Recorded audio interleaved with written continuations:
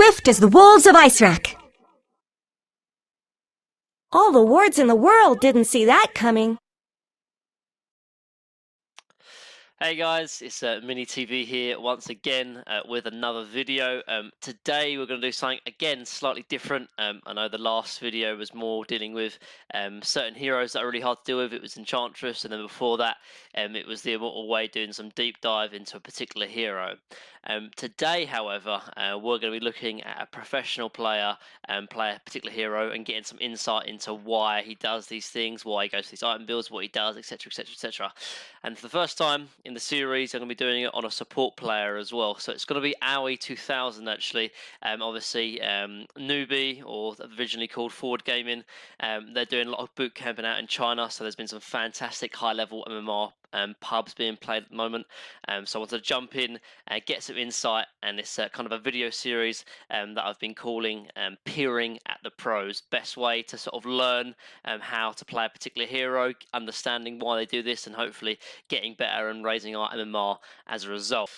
So this video is going to be a little bit shorter than my previous videos. Normally they're like averaging out around like an hour long, but I just wanted to jump in, make a quick video for you guys, and also get some insight really into sort of the support play, because I haven't done any support heroes on this channel yet, and I really wanted to get some love for the support. I do play it myself quite a bit, but I thought the best way to learn is obviously learning from the pros, and as you know, TI9's coming around the corner now. Every kind of good pub has been playing in China because all the best teams are sort of boot camping in China right now. So we'll jump into some Crystal Maiden replays. If you like the video, please obviously do a little like and subscribe, because it's sort of a new, different type of content that I've been running with, and just trying to introduce a different level of portfolio content to the channel. So let me know down below. So this is the game I was talking about. As you can see, Newbie, Aoi 2000, obviously the coach for Newbie, but mainly plays the support role. Obviously TI winner as well, so who better to learn support from this guy? Obviously, as you can see, the ranks are all pretty high. This is all over in China right now. Like Snaking was on his team. I think he was playing against Mickey from Alliance as well, and no one from VP. So like, there doesn't really get any higher pub kind of experience to learn from than this game right here. So to start off as well, let's talk about a little bit about the draft. I know a lot of people don't think the draft's that important when it comes to pub games, but honestly it really does. It's important in the pro scene obviously, but in the pub scene as well, and just in your regular games it's really important. And Aoi, I was watching, he first picked his hero straight away, Crystal Maiden, boom, done. It's a hero that really can work in almost any lane, and it's just and against barely any kind of lane setup as well. So it works well with anyone, works against people very well as well, and it's like a good hero just kind of first pick, so then your team has time to start picking around it. I know a lot of people kind of want to sort of hold their pick, don't know what to do, but I think in scenarios, particularly when you play the support role, it's kind of best just to first pick your hero straight away. You sort of see it in the pro scene, and the same in your own regular games here as well. Like the position 5 really is the least perhaps important to counter or to be countered themselves. So just sort of picking it straight up, particularly when you're a hero like Crystal Maiden that has a bit of lockdown, is good for obviously your whole team because of the mana regen aura. Just first straight pick it really, then your team has more chance to sort of see what they pick and then counter as a result afterwards. Like I think Snaking ended up getting last pick here, I think, picked PL, and as a result, like there's barely any of the enemy heroes that really deal with PL, because like his team, like Aoi was first picking his hero. Like, you know, if Snaking didn't have last pick, he might have not been able to pick PL, and then wouldn't have been able to have such a great hero against the enemy team because of it. So draft honestly is quite important because of it. So particularly as well, like if you got a hero that isn't able to be countered that much, it doesn't even have to be from support role, perhaps it's like a mid. So for example, this Lena, again, like normally in pub games as well, you normally let your mid last pick. That way they sort of see their enemy mid matchup and then can counter as a result. But this mid player like knew he wanted to play Lena, and then like picked, I think, third or fourth, which then allowed the the carry player, which was Snakey in the end, to go ahead and pick a very devastating carry that was really uncounted. So heroes like Lina, obviously the mid lane, are great because he can kind of deal with barely any matchup and doesn't get countered and still is very, very good. So a great sort of third or fourth pickup. So if you've got a hero like that you like to play, like, don't be afraid to first pick it and just boom, like, and then allow your team to have more versatility in what they want to draft. So yeah, talking about the items now as well from Aoi, like, I'm just got player perspective on him, so he's sort of like looking around. But if you sort of see his items here, so we've got 2 mangoes, set of tangos, clarity, and ward. And obviously he gave a ward over to Lina as well. So just quickly from the item build, like, I think the 2 mangoes is really, really good because if you see Crystal Maiden's 2 early game spells, 140 for Frostbite, 130 for Crystal Nova, that's like more than half of her mana. So having those mangoes is like really, really important just to kind of make sure you're still a presence in the lane, still able to be a threat. The Sentry wall, I think, is almost like needed every single time you play position 5 because you just saw there the wall being placed. Interesting thing here as well, normally you'll see Maidens go for level 1 Crystal Nova, but because Pudge was down here and I was looking to go for a kill, I think the Frostbite is definitely the play to go. It's kind of like the best thing to do for single target kind of ganks, and as a result they end up getting really closer to dropping the Enchantress there. I think normally you'd want to go Crystal Nova because it's able to secure range creeps, which is so important in the laning phase now, but if you have the ability, say you have your position 4 rotating down for the rune, going for a Frostbite is definitely better for first blood attempts and sort of early ganks for sure. The Sentry again is really important. I mentioned briefly about it because the ward was placed. I don't think they actually saw it, but they realised that Interest did have a ward and now it doesn't have it, and as a result they see it here and end up securing the pool camp. Particularly in a defensive tri-lane, like, having this pool camp open is absolutely vital, because if the carry eventually does lose lane control, either by sort of miss CSing, or maybe the enemy team kind of blocks so the range creep dies first, the lane will eventually pull, and having this pool camp is absolutely vital to continue to have the lane in an advantageous position so they can go ahead and get ganks like this because the enemy team are so far up. And as a result, you're seeing the Frostbite level 1 really come into to play here, actually. I think they get a kill on the Rubik, I think, eventually. Yeah, I think they kill him here with Snaking's help. And yeah, and I think with Crystal Nova, they might not have caught him, but with the Frostbite they do. So they end up getting First Blood. They trade Pudge, but I think First Blood is definitely more important because of the fact that you get obviously more gold for First Blood. So you saw there as well, just before they went for that gank, they were sort of positioning themselves over to the left here. The reason being for that is that they want to get PL level 2, give them all the XP they can, and also stay away so that they're like able to rotate for a kill straight away. So Pudge rotates top, so now it's just Maiden, and this is where it's like she's level 1, she doesn't really have Crystal Nova, so can't really do too much really in terms of harassment. Obviously she wants to get the Arcane Aura level 2 as soon as possible. And she will get that at level 2 because it's just really important for you to get that as early as possible so you can help particularly your mid laner who's going to be using a lot of mana. She buys a Ring of Basilius. I think that's really interesting. Something that like I would not have done really, wouldn't even come across my mind. But with obviously the buff to Ring of Basilius now giving 8 damage, like Maiden is one of those heroes that has quite low base damage. So having it is really useful. Not only that, but they're against a double ranged lane, particularly Enchantress that is going to be smacking in right click after right click. So having that extra bit of armor that the Basilius offers can be really nice for your carry and yourself as well. So right now, like, Maiden doesn't really trade too well with like either of those heroes really. So you see she's kind of playing quite far back, playing in the trees. But really what she wants to be doing is pulling as much as she can. That's what she does here. Pulls, just kind of allow the carry to kind of get CS under the tower, because really Maiden, like, by herself isn't going to be able to do too much trading against 2 ranged heroes. Because of this pool here, like, Enchantress runs over to the pool camp, which is the natural thing to do. This then leaves PL uncontested to CS under tower, which he's going to be able to CS every single one of those creep kill, under every single creep kill there. So this little pool here from Aoi is vital.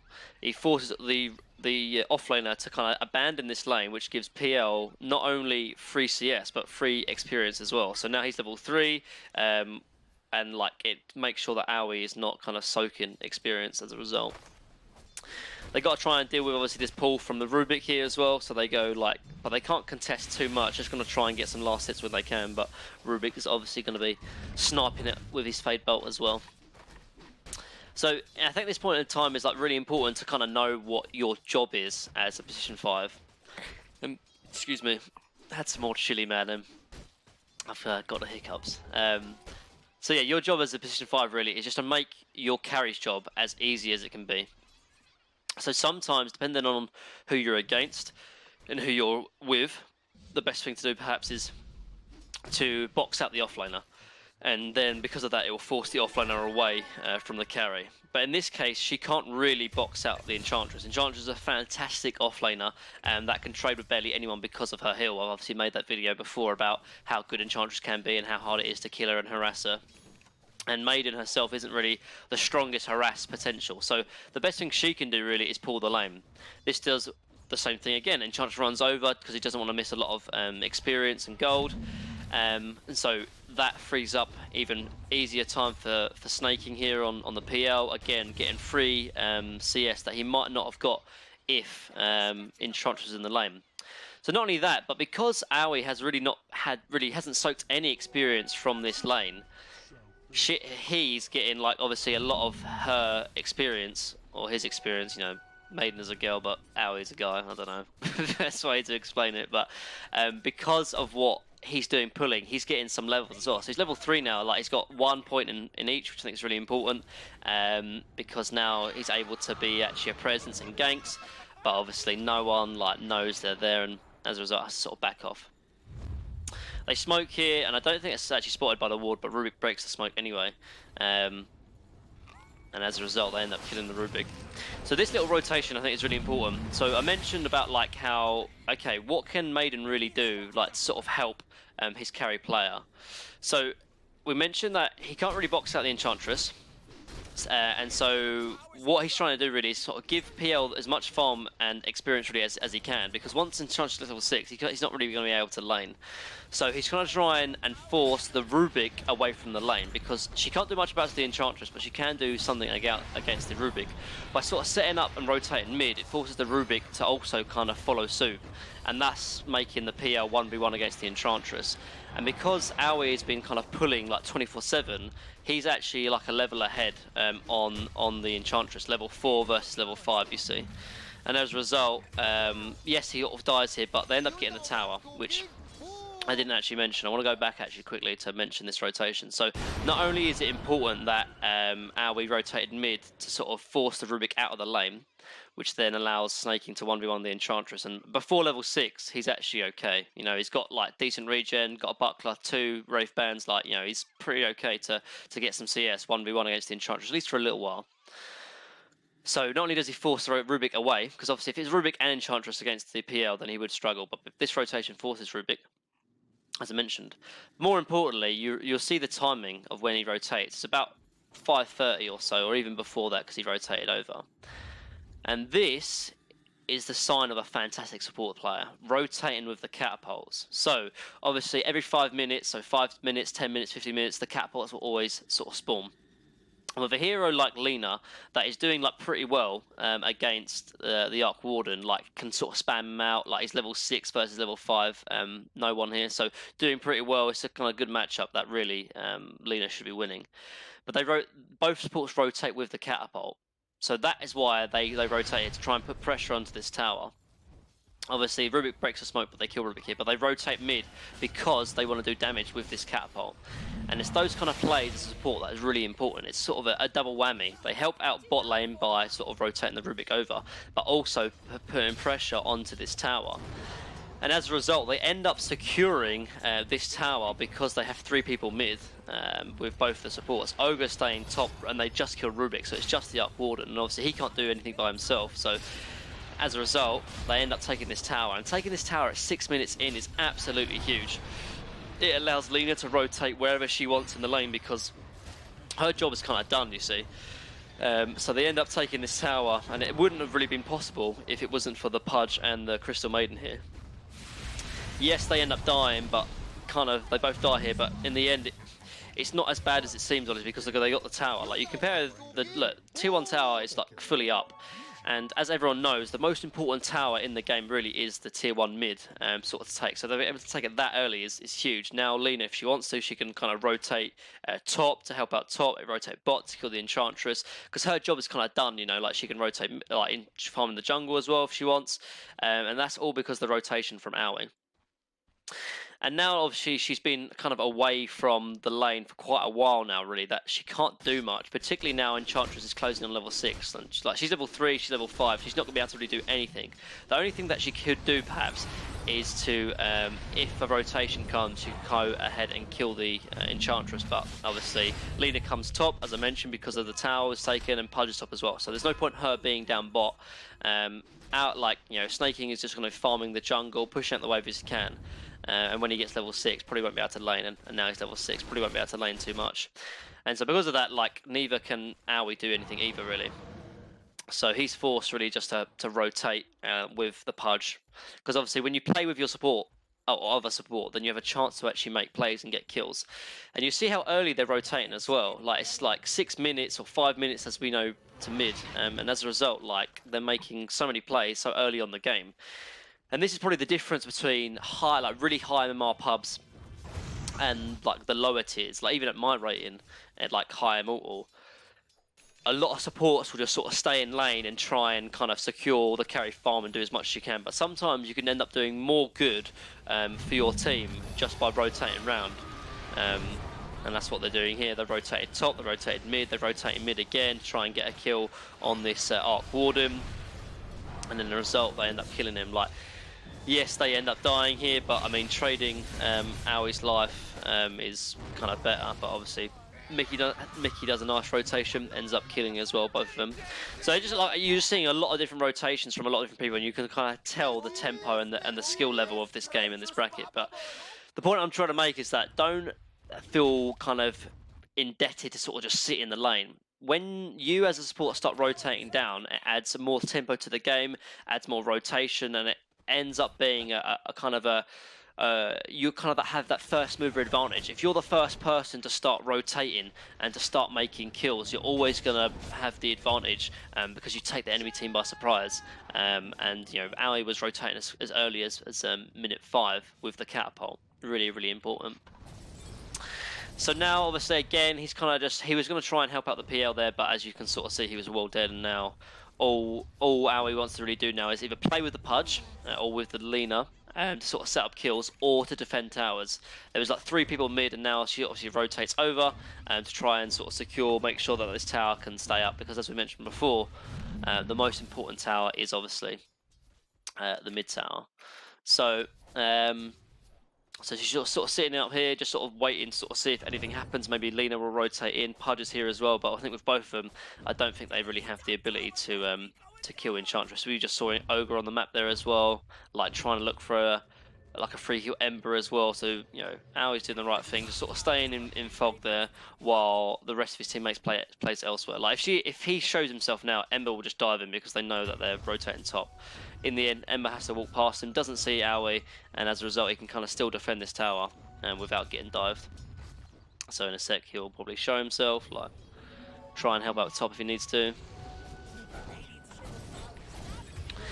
And just remember, like as a support as well, like your kind of big power spike in the game really is this kind of moment where like your spells and you're able to rotate because you're the strongest. Obviously getting the tome as well at level 10. Now there's 2 tomes as well. Really, really important that you take one as a support, particularly if you've been rotating a lot in the lane. You need that experience that the tome gives, otherwise you'll be absolute food for the enemy team.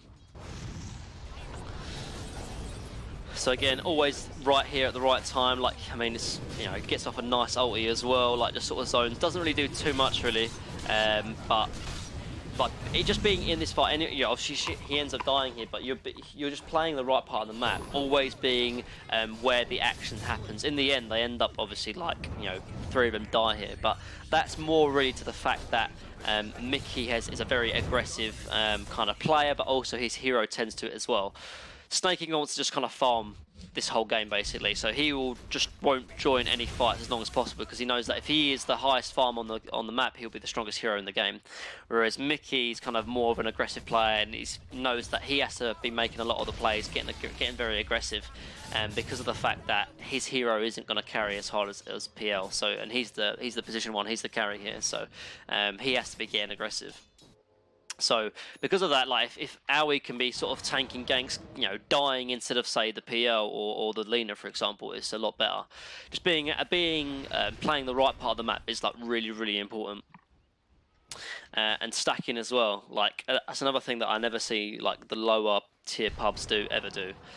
And it's just really important that you do it, because now obviously they've buffed it again into, I think it's like 40% or 45% or maybe 35% in terms of the gold received. And so like it's a great way to sort of find farm. Like if there's not a lane for you to farm, or there's not even a jungle for you to farm, which you can do obviously as a Crystal Maiden. Ends up dying here again, but she's doing her job. You know, he's doing his job, like pushing out waves and end up like defending the tower. Like, it's better her dying there or him dying there than I keep getting confused with this whole him/her. Like, I'm just gonna go with Aoi. That might be easier. But Aoi's doing the right job. You know, he's like pushing out, defending mid tower. Again, as I mentioned before, it's the most important tower. But going back to the stacking thing, really important. Whenever you sort of see the time I get to sort of 54, 55, always look to stack if you can, because it's just free gold for yourself and free gold for your allies as well. Important thing as well, like make sure you're always buying the wall. I know it's a very simple thing, but even like you said, sometimes there is more important things that you need to be doing as a support. Say, you know, helping out in a gank, defending an ally tower. These things are sometimes more important than warding. But as long as you've got the wards on you, then you can eventually place them when you find the right position to do so. And you'll see here as well that he's got like the same amount of sentries to regular wards as well. Really important that you have that sentry available as well, because sometimes, you know, you don't want to be putting wards down that they might have sentries, so sometimes centering before is more important. But again, always being in the fight, always there at the right time. I think really as a support player, like every kind of mini engagement or every fight really you should be in, there shouldn't be a time in the game, particularly in the early to mid game, where there's a fight happening and you're not there. Because if you're not there as a position 5, something's going wrong. Like, you shouldn't be split farming or pushing the map. Your carry should be. Like, you see Snaking here just sort of pushing over, and you can't because my webcam is completely blocked. But that's me being a very smart person. But you see obviously now Snaking farming on the opposite side of the map. That's what the carry player should be doing, particularly if it's a hero like PL that doesn't do too well in early engagements, but can eventually be a late game threat. So it's your job as a support to always be there in the fights, because, you know, fighting as 4 is okay, but fighting as 3, if you're off farming somewhere, is disastrous. You have to make sure you're always there for any kind of engagements. So you've got to kind of try and read the map a little bit, always following your team if you need to as well, so you're always ready for any kind of engagement. So look at his wards now as well, and obviously warding very important as a position 5. Obviously he's waiting here for the runes, but we check out his wards. So one here, and I think, is there one up here as well? I saw no, so just 2 at the moment, but you sort of see the sort of style of wards they're playing. So, and depending on what team and what kind of game plan each game you're playing, your wards will differ as well. So as I've mentioned before, so this PL, okay, when he gets farm, and if he gets farm, he'll be the strongest hero on the map. Okay, so with that said, these wards are there to protect the PL basically. Defend your jungle so that PL can farm the jungle safely without really fear of getting ganked by the Ember, by the Rubik, by the Ogre. And this is a result. So it's sort of very defensive wards, but it's okay for the job that the team wants to be doing. So this point, obviously, again, this is what he's doing, defending towers. Yes, there is a fight going on there, but he's obviously watching the fight, realizing there's no big commitment, so he doesn't need to TP in, and as a result, he can sort of sit down bot here and get some a little bit of fun, but also more importantly, really, is just defending the tower. You don't want to be giving, particularly when there was a catapult wave as well, you don't want to be giving free damage or free towers over when you don't have to. Obviously, if they are starting to rotate over, you know, he can TP in if he needs to. That's if the team wants to defend, and it looks like they do want to. Obviously, PL's here as well. So, just waiting for the right time to TP in. And should be TPing in. Bit late, to be honest, in my opinion. But ends up TPing to the tier 2 instead of the tier 1 because it was a little bit late. But ends up being here, gets a good frostbite off, and as a result, they end up killing the carry for the enemy team. Yes, it was a little bit late, but it was still, she's still there for the fight, you know, Aoi's still there for the fight, and as a result, they end up getting 3 for 1. Ends up working out. So again, like, yes, he was a little bit late, but at least was there for the fight when he needs to be. Better late than never, you know? So yeah, making sure you're always there for every engagement, because if you're not, like, something's going wrong. So, it's getting sort of starting to get into the mid game now as well. You're sort of seeing items being built.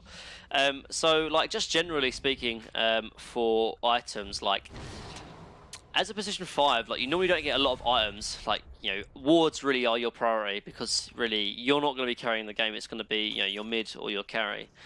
So protecting your carry, your mid, you know, through the sense of sort of buying wards is the most important thing you can really do. Nice slight dodge there by Mickey, but you wouldn't expect anything other than that from him. Yeah, so normally as a position 5 you don't really get a lot of farm, but Crystal Maiden is kind of a little bit of is an exception really. He has quite a decent wave clear, and if you have a wave clear as support, you're normally always going to get some kind of farm. Crystal Nova is really good, and we've seen, you know, particularly some greedy supports like Insania, like in Summit 10, using Freezing Field to sort of farm two camps at once. And as a Crystal Maiden, you can do that. You know, you do have the ability to farm a little bit. Some position 5s, like Bane, for example, are very single target focused, so you won't really have the ability to do this. So here's a nice little play. Places a ward up here. They know they've taken the tower, so you know that someone might walk up here, and as all 3 of them all sitting up on the high ground, if anyone walks up here, they can kill him instantly, and as a result, they kill Mickey, who doesn't have vision, and like, they kill him straight away. And that little vision here, that ward there, plus all 3 of their positioning is fantastic. And they end up killing the carry for it, just for free, and they end up catching the Rubik as well. So really nice play there. Sometimes, you know, people view wards as just having vision to, you know, fend off of ganks, like very defensive ward. But this one here as well is just great little pick off, and as a result it paid off. So placing those wards just to sort of the potential for preemptive kind of ganks can be really, really useful. So yeah, going back to the Maiden and her ability to farm. So can farm kind of well, but also at level 15, obviously, she gets the 150 gold per minute talent, which I think is really, really important and allows her to kind of get farm. So because of that, I think, like, very generally speaking, I kind of like getting Blink BKB because the ability to just kind of blink in BKB, and, you know, with the armor you get from Freezing Field, like, you can kind of be devastating in team fights. But this is where situational builds are really, really important, and realizing who you're playing against. With this crown, she's obviously looking to work towards building a Rod of Atos, which is, you know, vital when you're playing against Ember. Obviously, when you're rooted, you can't use Slaughter Fist or Remnants either, and having a root mechanic is fantastic against Ember or any of those kind of very elusive kind of heroes. So I like the decision to go Rod. Also kind of makes her a bit more tankier as well, which is always useful. Any way to bulk up is very, very sort of standard for any kind of position 5. So level 10, cast range over health. In some ways they're kind of similar really, because if you have higher HP, then you can be kind of closer to the engagement, and therefore more in the thick of things because you're tankier. So you know, you're close to the fight, so you don't need the cast range. But in this kind of instance, I like the extra cast range because having that extra 100 can be the difference between landing a frostbite on, say, someone like Ember to root him and then can kill him. So I like the 100 cast range. But the 250 health is great as well. But she's kind of tanky already. She's going Rod of Atos, has a bracer as well and a ring, so kind of tanky already. Doesn't really necessarily need the 250 health. Sometimes you do need it more than the cast range, but both pretty similar. Again, but you sort of see what she's doing now in the mid game, just playing with her team, like allowing the PL to farm by himself while the rest of them players fall, looking for ganks and creating space really for the PL, because it's going to be a 4 protect 1 kind of strat, and always being available for the fights is where she needs to be. Again, really nice freezing field. Doesn't last too long though, but you can kind of see the idea of what you want to be, how you want to be using your freezing fields now. Like, if you don't have a BKB, when you're playing against heroes like Ogre, Ember, Rubik, anyone that can kind of either steal your spells or sort of interrupt them from a quick stun, trying to land freezing fields, you know, whilst you're out of vision, like just a little slot here, but luckily Mickey saw him and killed him as a result. But just nice little position in here. It didn't work too well, they obviously lost 4, but again, just allowing more and more space and farm for PL. He's like, you know, I think he's probably top net worth. Or nearly, it's not going to be top net worth against an Arc Warden with double Midas, to be fair, but top net worth on his team, and that's kind of from the result of obviously the Radiant team kind of playing as 4 and kind of making a lot of space for the PL. So for level 15 talents, I think 95% of times you'll go for the GPM. I have seen instances where you go for the mana loss and mana cost reduction aura, particularly when you're playing against a Storm Spirit, because it's just so valuable. But even then, I've seen, like, you know, hero players like Insania for Allieds go for the gold per minute talent even when they have a Storm Spirit on their team, just because it's just so good to give up, really. Like, you're a hero that can kind of benefit quite a lot from farm, like particularly if you get Blink BKB, as I mentioned before, but any items are good, but particularly on Maiden, if you get some nice positional items like Force Staff or Blink, Freezing Field can do so much work. So the GPM, I think, is mandatory really for the most sort of cases.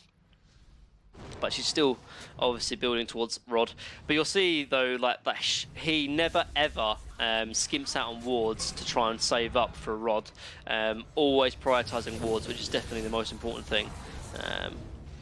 But again, just kind of always playing with your team as a support position 5, being there but playing far back. You sort of see, like, the way he's playing, he's normally always the one right behind everyone else. Like, because you're very squishy, you don't have BKB, you have the least amount of farm obviously on your team, only at 4.6, you're the one that are going to die instantly. And so for the dire side, like, they're looking for the position 5 to instantly kill off, like, from full to nothing, bursting them down. So it's really important that you play the fights as far as back as possible, and that's, I guess, where the cast range talent comes in as well, because you can play, you know, as far back as possible. But again, you know, we saw a little bit of stacking, you know, in the sort of 12-13 minute mark, but again, it's still important regardless of what stage of the game you're in. Like, instead of farming these two, he's stacking both of them, which, you know, gives extra farm for the PL. Again, always being there for the little engagements, ends up catching the Ember. Arguably a little bit of overkill, but honestly, you know, killing the position 1 from like using your ultimate, whether it was needed or not, is always a safe play to do. So particularly, like, if that was, say, like an Ogre or a Rubik, then yeah, perhaps going for the freezing field was kind of a bit overkill, but you know, for the position 1, blowing everything, whether it's worth it or not, is definitely good. So really nice ward here, actually, like that, and not a lot of people do. And you sort of see that Aoi sort of communicated with the Luna to sort of kill this tree. So you have to destroy this tree. There's a little tree here that ends up actually getting them the kill. So again, really nice benefit from the ward paying off straight away. But yeah, there's a little tree on top of this hill here that you have to kill before you can place it. So sometimes you'll see position 5s carry quelling blades just to destroy that tree, so you can put that ward there, because it's on the high ground. So if the enemy support, like, places a sentry in this area and it's still in the range of here, they won't see it unless they have high ground vision. So really nice ward to check out for some of your team. Getting the runes really could have been maybe with his team, but again, runes particularly at 25 minutes are just so vital that it's understandable that you end up kind of missing out on a fight, which obviously didn't really need him anyway. Like they had killed the ogre, I think the Rubik anyway, so going off, getting the runes, she ends up getting 4 runes here, like by herself, which is absolutely huge. That's like 400 gold for all of her team, you know, which is like 2k gold, like that. As a support player, huge impact, particularly at this stage of the game. Bounty runes are just so important, guys. Like sometimes your team might be fighting and you might not be able to offer too much as a position 5, so picking up those bounties is so important, so useful. Again, this ward paying off. They've placed sentries here and they still can't find that ward because it's on the high ground, so really nice there. So picked up Rod now as well.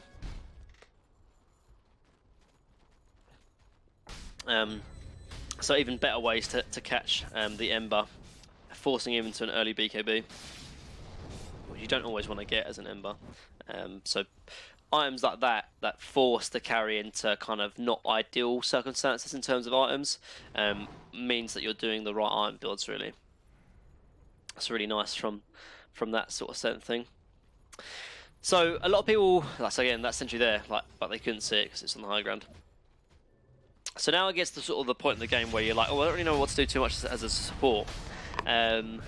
But in scenarios like this, where you don't really know what to do, just sort of following your team is as simple as it gets, really.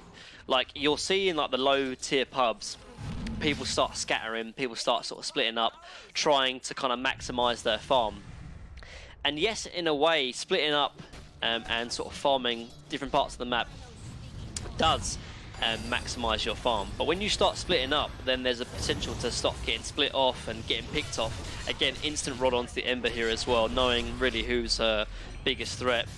Sort of placing a ward down into the middle of a team fight as well, giving extra vision for the team, really important. Doesn't want to go too thick, go too deep and get picked off, so just sort of placing wards, allowing her carry to sort of front line. Again, rodded onto the Ember, trying to force out a BKB. Like, things like this, the way they're sort of team fighting, ends up working out for him. But yeah, just going quickly back to the point about like just sticking with your team. Like there was a point that actually IX Mike made actually in the summit when they were talking about like, you know, what should you do like, you know, come mid game to late game, and he just said sort of just stick together. Like it comes particularly in this stage of the game and even later on. Dying once in the mid to late game is so punishing because you can lose towers, you can lose Roche, you can even lose racks in some scenarios. So, you know, the benefit you get from splitting up and getting that extra bit of farm is not worth the chance and the risk of dying by yourself when no one's around with you. So sticking with your team, always being ready and able to fight is really important. Obviously there'll be some scenarios where, you know, one of your core can split push effectively, like the Arc Warden for example, because, you know, it has a great ability to split push. But dying solo, it's just never worth it. You see, if you stick with the team, you'll always find opportunities like there, they use Rod, they catch the Rubik, they catch the Ogre, forces 2 buybacks now. Like, if Aoi wasn't with the team, like, they wouldn't be able to get these kind of kills because of the root mechanic from both Frostbite and Rod. So just sticking with your team, it sounds boring and it sounds kind of almost common sense, like, yeah, just stick with the team, but you'll be surprised more often than not, people don't, or Position 5s don't. And just having that ability to always have that extra spell or two to sort of secure kills is the most important thing, honestly. So if you don't know what to do, just stick with a particular player that isn't going to be split pushing. Like, so for example, say Maiden was on the Dire team. You wouldn't be sticking with the Arc Warden because he's probably going to be split pushing, but sticking perhaps with the Ember or with the Enchantress, who's going to be looking for fights, looking for the ability for perhaps pickoffs. Those are the ones you want to be sticking with. And the same case with this guy, you know, he's sticking with the Pudge, sticking with maybe the Omni Knight, heroes that they can kind of find ganks and find pickoffs. Again, though, 30 minutes on cue, instantly going for the bounty runes, not sticking with the team. Like, so there's periods in the game where yes, you'll split up, and then there's periods where you'll stay together. But more often than not, the norm is sticking together, and then there'll be periods of splitting off. And it's just trying to realise in the game when and where those times and positions in the game when you're split off. So okay, now it's the farming time. Like split up, now group together and come together to try and find something and do something together. Again, just her presence there as well, like puts off no one on the Arc Warden to sort of come away from the Omni Knight. If you know AUI wasn't there, perhaps he goes all out on the Omni Knight and ends up trying to kill him. But just Aui's positioning there sort of adds a deterrent to the Arc Warden. So just from item builds quickly, I'll just quickly fast forward this because this is quite a long pause if I remember correctly. There you go. So looks like she's building into BKB. I think it's a fantastic item. Like again, I mentioned a little bit about the positional item, but yeah, she bought Rod over Blink, which is understandable. But having the BKB is just so useful. Like just using it and then ulti and can kind of, not even if you don't do a lot of damage, sometimes it can kind of just control an area. So for example, if they had BKB here, if she ends up going and just pops BKB and ultis right in the middle there, they can't get into Roshan. And having that kind of area of control just from having a freezing field that will be uninterrupted because of BKB is huge, really. I definitely would prioritise BKB over Blink, but if you can get Blink before BKB, because it helps with like early pickoffs with Frostbite and Nova, for example, it's really important. And as I mentioned before, the only way she's able to sort of afford BKB is, again, the 150 gold per minute talent. But now they sort of secure Roche, and now PL, as we mentioned before, because of what Aui's done, it's allowed Snaking to kind of get Satanic, Diffusal Blade, S and Y, and now he's becoming kind of unstoppable. With Omni Knight sort of backing him up as well, PL is the strongest hero on map, and there's not much the Dire can really do. Like they end up able to get Roshan kind of uncontested, and now Snaking can kind of just hit high ground by himself. Yes, they used the Aegis up on PL, but he's got Aegis, comes back to life now, and is able to still have an impact on the team fights. And again, you're sort of seeing killing the supports off first. The Enchantress dies to a good hook, and then the Rubik, and then the Ogre, and now they can start focusing on the Ember once the BKB's out. And that's kind of like, after this fight, this game is basically over. Like they've used 2 buybacks on the Rubik and the Ogre, and now they buy back on Arc Warden, but he isn't really able to defend too much by himself, really. So then they're end up going to be losing. I mean, they're 15k down, and this PL is only getting stronger. Nice hook onto the Rubik as well, kills the Rubik, and yeah, that's basically it. From this game. I think the game does go on a little bit longer, but I mean, for all intents and purposes, this PL is too strong to deal with. And really, I know it seems everyone's like, oh yeah, Snaking played amazing, and he's got all this farm, he's top net worth, he's so good, and yeah, of course he is good. He's played well. He did his job though at the end of the day, and he was only able to do his job because of what Aoi did. If everyone does their job, then things work out well. Again here you sort of see Aoi sort of left, he ends up running into the enemy team to try and bait out. It's better he dies than say the PL, for example. So giving up your life, you need to realise that you're still the position 5. So dying instead of your allies is always more beneficial if you can sort of do the suicide play. But yeah, just going back to the point, if everyone does their job, then it works out well. But PL can only do his job if Aoi does his job as a support. So, just sort of applying it to your own games. Yes, the carry player that you're playing with might be idiotic, and he might be bad, and he might be stupid, but you can give him an easier job and an easier time if you play well as a support. Yes, perhaps if the position 5 that you played, for example, wasn't great, a great carry player would probably still be able to carry and do well. But you're playing with people with equal skill in your rating and in your bracket.